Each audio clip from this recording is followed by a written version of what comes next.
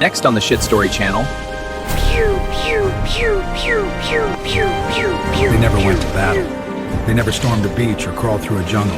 But they came home anyway, to the same streets they left. And somewhere between Little League trophies and mortgage paperwork, they earned that far-off look. They never fought in a war. They never saw a battlefield. But somewhere between the broken promises of youth and the last slice of pizza, the stare set in.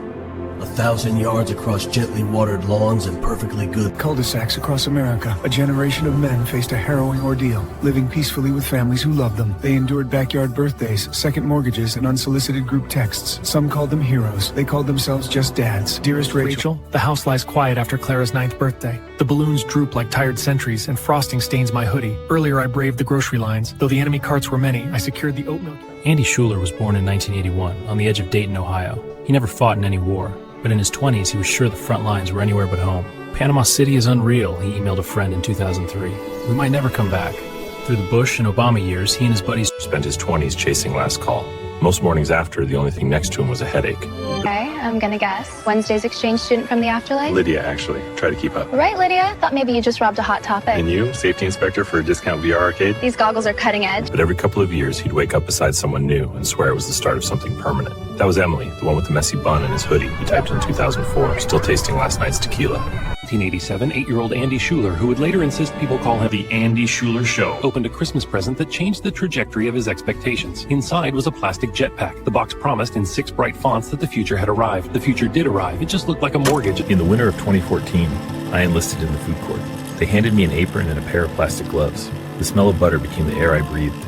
Those antiquated shrivs down at the VFW wouldn't know a true patriot if it walked right into the bar and started demanding the veterans discount. But look, let me serve my country. So what if it was serving pretzels in the mall? I have pretzel nightmares to this day. The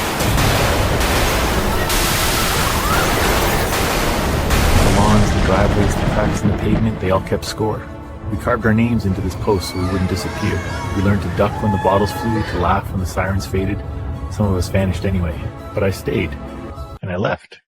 Bradley McLennan was born in 1981, 40 minutes outside Indianapolis. He never marched, never bivouacked, never so much as dug a trench, unless you count the fire pit he put in with his neighbor Dave. Yet somehow he collected more loyalty points at the local burger joint. They came of age after the battles were over. Their wars were traffic delays and HOA meetings, their medals, discounted lawn equipment. Yet in quiet driveways and tidy backyards, they wrestled with a feeling they could not name, the echo of a drum that never called.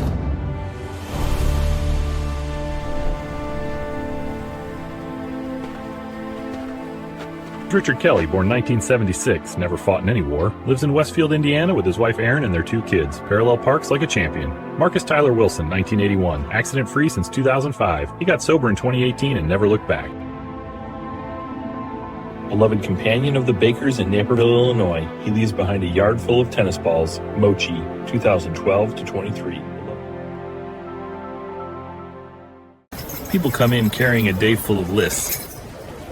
I send them out holding something warm, twisting dough. It's like tying a knot in slow motion.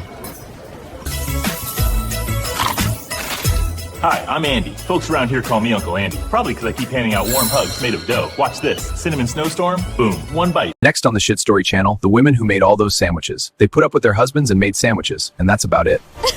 Next on the Shit Story channel, the women who made all those sandwiches. I can't believe we have to make all these sandwiches again. The women who made all those sandwiches. Their husbands' questionable life choices. The bread that never quite baked.